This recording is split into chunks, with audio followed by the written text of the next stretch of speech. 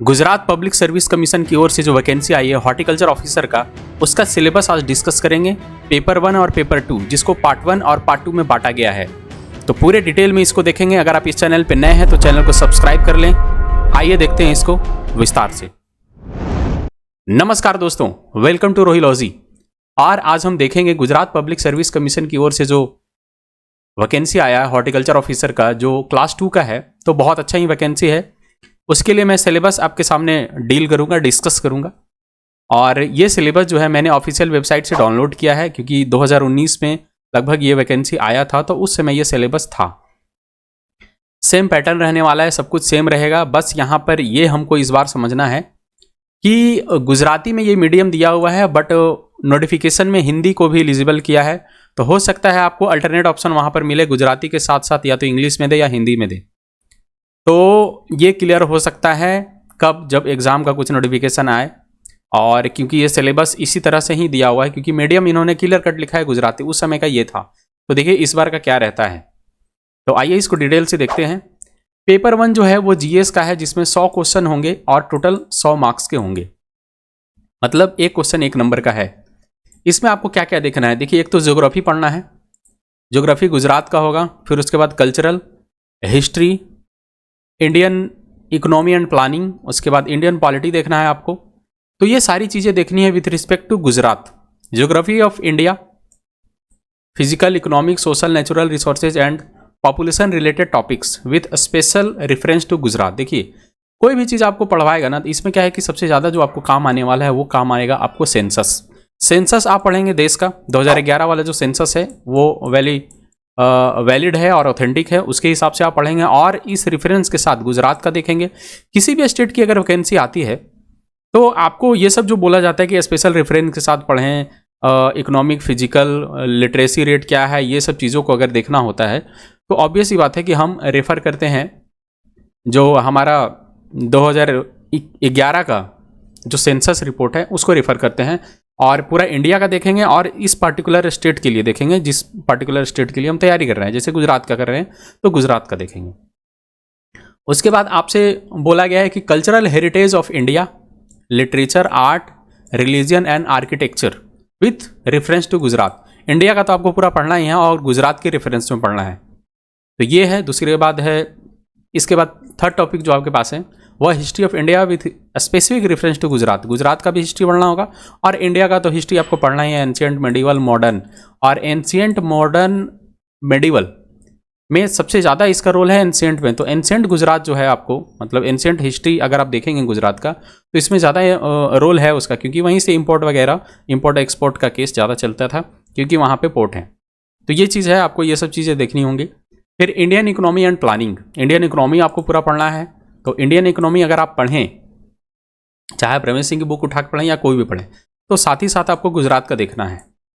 उसके बाद Indian polity की बात करना है। तो इंडियन पॉलिटी में क्या है कि ये इतनी चीज़ें जो दी हुई है वो सब जगह पढ़ना ही पड़ता है। आपको प्रियम्बल पढ़ना है, fundamental rights, FR and FD वगैरह टोटल पढ़ना है। डीपीएसपी है, directive principles of state policy, constitution of parliament, constitution नहीं, कंपोजिशन ऑफ पार्लियामेंट, मतलब कितनी सीटें होती हैं एमपी के लिए, एमएलए के लिए, किस तरह से सरकार का गठन होता है, ये सब चीज़ें आपको पढ़ना है। उसके बाद powers of president of India, ये तो बहुत इंपॉर्टेंट है, क्योंकि किसी भी टॉपिक को अगर पढ़ें आप इंडियन पॉलिटी में तो सबसे इंपॉर्टेंट चीज़ हो जाता है powers of president of India. उसके बाद पावर ऑफ गवर्नर, अगर स्टेट को रेफरेंस मिलेंगे तो गवर्नर का आपको पढ़ना है। जुडिशरी सिस्टम क्या है, provision of schedule caste, schedule tribes, backward classes, ये सब के लिए क्या प्रोविज़न है। Attorney general of India, NITI Aayog, Panchayati Raj institution, ये बहुत इंपॉर्टेंट टॉपिक है। पंचायती राज जो है किसी भी स्टेट के लिए सबसे इंपॉर्टेंट टॉपिक हो जाता है। तो पंचायती राज से तो आपको क्वेश्चन एनी हाउ मिलना ही है। ये सब टॉपिक जो है ना, आपको एनी हाउ पढ़ के जाना, और बड़ा ईजी पड़ता है। कुछ सेक्शन जो होते हैं इसके वो रटने होते हैं और क्वेश्चन आपको डायरेक्ट पकड़ा जाता है। फिर फिनांस कमीशन के बारे में पूछा गया है कि कॉन्स्टिट्यूशन एंड स्टैट्यूटरी बॉडीज़, जैसे स्टैट्यूटरी बॉडीज़ क्या है, जो कॉन्स्टिट्यूशन के साथ नहीं सेटअप हुआ, बाद में उसको सेटअप किया गया। अब इलेक्शन कमीशन ऑफ इंडिया है, यूनियन पब्लिक सर्विस कमीशन है, स्टेट पब्लिक सर्विस कमीशन है, फिर सीएजी है, कंट्रोलर एंड ऑडिटर जनरल, फिर सीबीसी आपको देखना है, central vigilance commission, Lokpal and Lokayukta देखना है। उसके बाद सेंट्रल इंफॉर्मेशन सिस्टम, CIC, ये सब चीज़ें हैं जो आपको इंडियन पॉलिटी में देखनी है।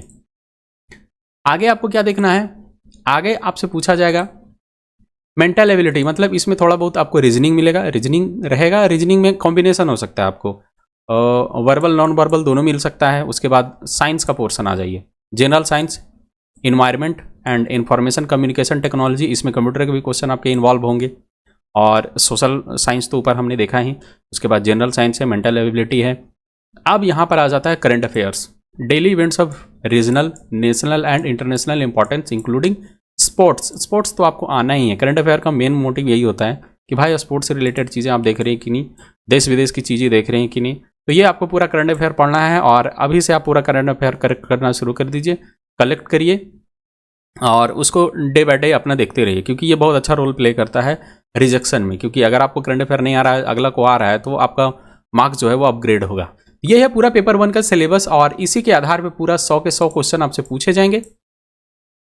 इसमें मार्क्स का डिस्ट्रीब्यूशन नहीं दिया है, बट 8 सेक्शंस हैं इसके, तो 8 सेक्शन में आप बांट लीजिए कि ऐसे 10-12 क्वेश्चन करके आपसे पूछेंगे। ये इसका सिलेबस इतना दिया हुआ इंडियन पॉलिटी का, तो इससे हो सकता है क्वेश्चन ज़्यादा मिले, हिस्ट्री का मिलेगा, इकोनॉमी, ज्योग्राफी, ये सब सारी चीज़ें आपको पेपर 1 में मिलेगा। अब बात करेंगे पेपर 2 का। पेपर 2 जो है वो पूरा आपका अपना सिलेबस है, मतलब हॉर्टिकल्चर है, तो आपके अपने रेंज का बात हो जाएगा। तो syllabus for preliminary test for the recruitment of horticulture officer class 2, तो इसमें टोटल 200 क्वेश्चन है, और मार्क्स जो है वो 200 क्वेश्चन होगा। ये जो मीडियम होगा ये इंग्लिश में होगा। यहां पर थोड़ा सा पेचीदा हमको ये लग रहा है कि पेपर 1 का जो सिलेबस उन्होंने दिया है वो गुजराती में दिया है, और पेपर 2 का जो सिलेबस दिया है उन्होंने इंग्लिश में दिया है, क्योंकि पेपर 2 को जो है वो गुजराती में कन्वर्ट नहीं कर सकते थे। करे तो भाई दोनों करें, नहीं तो नहीं करें। तो मतलब है कि एक दिमाग में ये रहेगा कि यार इंग्लिश है तो भर दें, और वहाँ पर जो है गुजराती लैंग्वेज में पूछ रहा है जीएस, हो सकता है इंग्लिश या हिंदी देना चाहिए, क्योंकि हिंदी वालों को भी एलिजिबल रखे हैं आप, तो फिर क्यों रखे हैं। तो आइए इसमें देखते हैं हॉर्टिकल्चर का जो सेक्शन है। देखिए हॉर्टिकल्चर में क्या है, मेनली 3 सेक्शन है। एक तो आपका पहला पोमोलॉजी, दूसरा ओलेरिकल्चर, और तीसरा जो है वो है फ्लोरिकल्चर। ये 3 सेक्शन है, ये 3 सेक्शन सबसे इंपॉर्टेंट है। उसके बाद 3 सेक्शन में क्या क्या देखना है। सबसे पहला हम लोग देखेंगे फ्रूट साइंस, जो है pomology, tropical and dryland fruit production, subtropical and temperate fruit production, biodiversity, conservation, canopy management, propagation, nursery management. ये तो बहुत ही सरल टॉपिक है, इन द सेंस कि वो सारे सीक्वेंस आपको मिल जाते हैं कि लेयरिंग है या एयर लेयरिंग है, किस तरह से हम करते हैं ब्रीडिंग का प्रोग्राम, इसमें प्रोपेगेशन का क्या सिस्टम है, breeding and post harvest technology और फ्रूट क्रॉप्स, ये सबसे ज़्यादा रोल प्ले करते हैं कि ये सब हाईली पेरिसेबल जितने भी आइटम्स हैं एग्रीकल्चर से रिलेटेड, वो सारे आ जाते हैं हॉर्टिकल्चर में।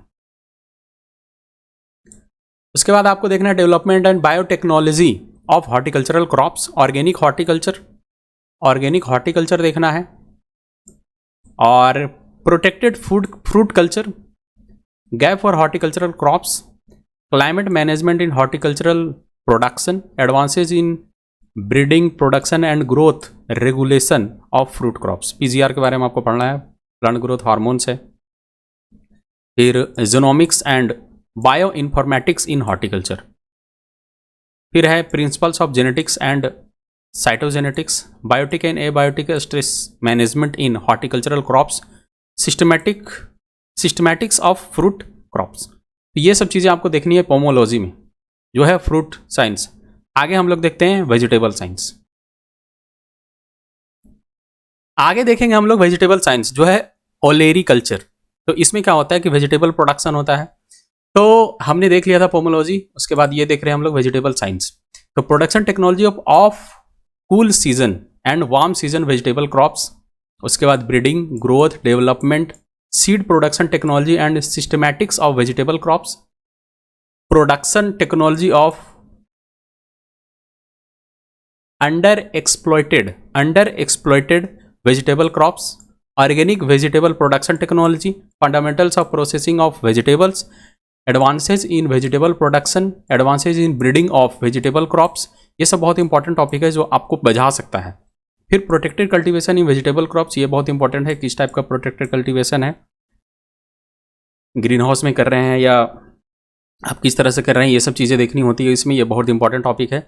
उसके बाद बायोटेक्नोलॉजी इन वेजिटेबल क्रॉप्स, सीड सर्टिफिकेशन बहुत इंपॉर्टेंट है, बिना सीड सर्टिफिकेशन के आप सीड प्रोडक्शन कर नहीं सकते। Processing and storage of vegetable crops, abiotic stress management in vegetable crops, ये सारे टॉपिक हैं आपके ओलेरिकल्चर के जो है वेजिटेबल साइंस। अब आगे बात करते हैं फ्लोरिकल्चर एंड लैंडस्केप आर्किटेक्चर की।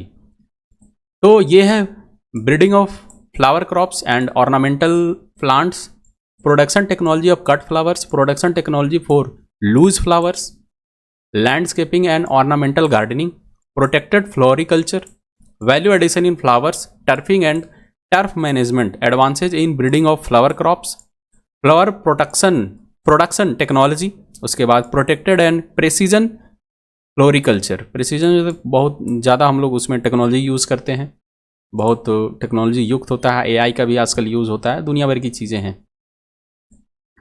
Landscape architecture, biochemistry and biotechnology of flowers, इतनी चीज़ें आपको देखनी है फ्लोरिकल्चर में। उसके बाद हम लोग देखेंगे plantation, spices, medicinal and aromatic crops, ये बहुत रटने वाला है और इसमें कन्फ्यूजन बहुत होता है, तो इसको बहुत ध्यान से पढ़ना है। Production technology, breeding and processing of plantation crops, फिर स्पाइसेस, उसके बाद है medicinal and aromatic crops, under exploited medicinal and aromatic crops, advances in production of plantation crops, spice production, medicinal and aromatic crop production technology के बारे में इसको आपको देखना है। उसके बाद advances in breeding of plantation crops, spices, medicinal and aromatic crops, biotechnology in plantation crops and spices. तो दुनिया भर की चीज़ें देखना है, स्पाइस से रिलेटेड आपको उसका प्रोडक्शन भी देखना है, उसकी ब्रीडिंग भी देखनी है, उसकी सीड प्रोडक्शन भी देखनी है, उसके टेक्नोलॉजीज भी देखने हैं, post harvest processing and extraction in medicinal and aromatic plants, क्योंकि जितने भी मेडिसिनल प्लांट्स हैं, एरोमेटिक प्लांट्स हैं, उसमें क्या एक्सट्रैक्शन मेथड हम लोग यूज़ करते हैं, ये सब चीज़ें आपको देखनी होती है। इन्वायरमेंटल हॉर्टिकल्चर, ये सारी चीज़ें हैं जो इंक्लूड करती है इसमें। ये हो गया 3 बेसिक कोर सब्जेक्ट का मैटर। अब इसमें जो एडवांस टेक्नोलॉजीज हम लोग यूज़ करते हैं जो बाद में काम आता है, जैसे पोस्ट हार्वेस्ट टेक्नोलॉजी, ये सबसे इंपॉर्टेंट है। ये सब चीज़ों में क्या होता है कि फंसने का चांसेस होता है, बेसिक चीज़ें तो आप रट लोगे, पोस्ट हार्वेस्ट टेक्नोलॉजी में बहुत सिस्टमेटिक ढंग से पढ़ना पड़ता है। तो principles of post harvest management for perishable horticultural produce, fundamentals of processing of fruits, laboratory analysis and quality assurance techniques of fresh and, एक साथ लिख दिया, fresh and processed horticultural produce techniques for sensory analysis of processed produce. फिर है pre harvest practices affecting post harvest life of perishable horticultural produce. ये सब चीज़ें आपको देखनी है कि प्री हार्वेस्ट और पोस्ट हार्वेस्ट के बीच का जो डिफरेंस होता है, ये कौन किसको अफेक्ट करता है, ये सब चीज़ें आपको पढ़नी है। ये सब सारा चीज़ आपको मिल जाएगा बुक में। आप ग्लॉस्टर्स का बुक उठाएंगे तो बहुत अच्छा बुक है वो, हॉर्टिकल्चर के लिए हर स्टूडेंट के पास होना चाहिए, क्योंकि ग्लॉस्टर्स का जो बुक है उसमें सारा कुछ दिया हुआ है, एवरीथिंग पूरा सिस्टमेटिक ढंग से दिया हुआ है। एक किताब हमारे पास है, हमने बहुत अच्छे से उसको देखा था, तो बहुत काम की चीज़ है वो, काम की बुक है। अगर आपके पास नहीं है, मैं तो उम्मीद करता हूँ आपके पास होगा, इन केस अगर आपके पास नहीं है तो आप उसको मंगा लें, ये बहुत आपको हेल्पफुल लगेगा। उसके बाद आगे देखते हैं principles of post harvest management in spices, plantation crops, ornamental, medicinal and aromatic plants, processing of plantation crops, उसके बाद spices, medicinal and aromatic plants, packaging for perishable horticultural produce. ये पैकेजिंग के बारे में पूरा पढ़ना है आपको डिटेल में। पैकेजिंग टेक्नोलॉजी ऑफ, क्योंकि फ्रूट टेक्नोलॉजी करके भी आपका ये, इसका तो एक अलग से एक बुक ही आता है पोस्ट हार्वेस्ट टेक्नोलॉजी मैनेजमेंट करके, तो ये भी आप देख सकते हैं। उसके बाद है packaging technology of processed horticultural produce हो गया, process engineering in horticultural crops, advances in post harvest management of fresh horticultural produce, ये इसमें क्या एडवांस टेक्नोलॉजी आजकल यूज हो रहे हैं। उसके बाद advances in processing technology of horticultural crops, packing house operation and transportation of fresh horticultural produce, commercial aspects of post harvest technology of horticultural produce, dehydration technology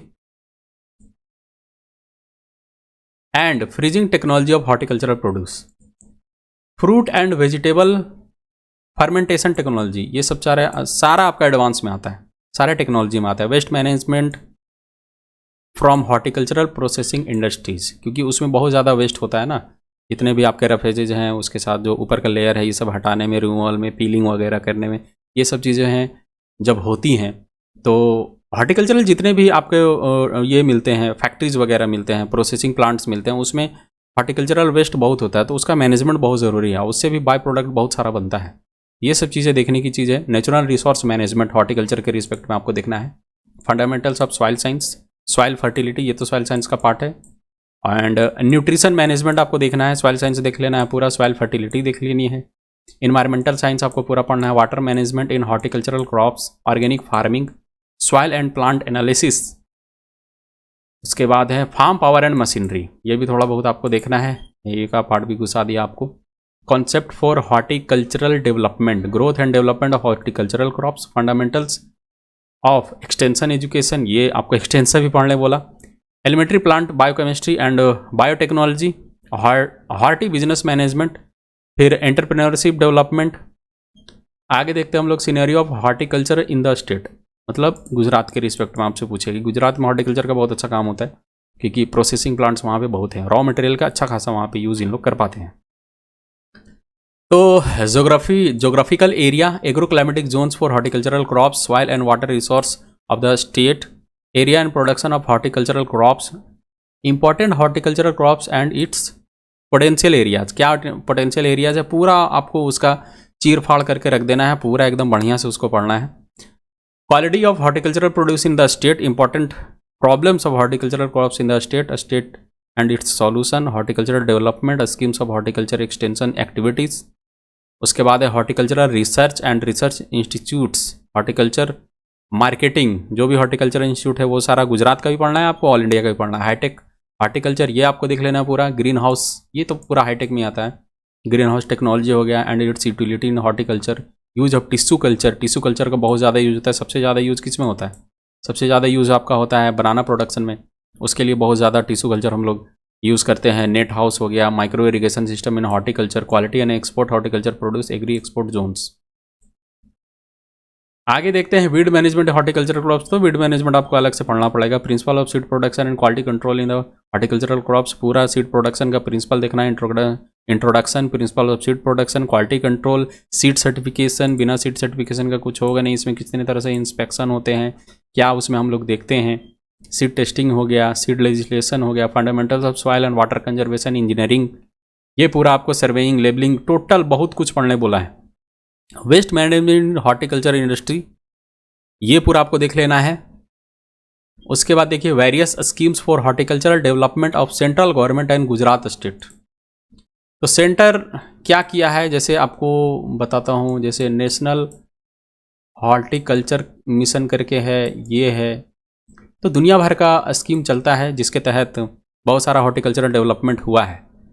उसके बाद आगे हम लोग देखते हैं organisation setup and function of various division institutions. उसके बाद boards under department of agriculture, ये सब पूरा, ये जितना भी हॉर्टिकल्चर का आपको डाटा है तो NHB से आपको मिल जाएगा। नेशनल हॉर्टिकल्चर बोर्ड जो है, जिसका ऑफिस गुड़गांव में है, उसका आपको एनुअल जो रिपोर्ट मिलता है उसमें सारा डाटा आपको मिल जाएगा और वो स्टेट वाइज भी देता है।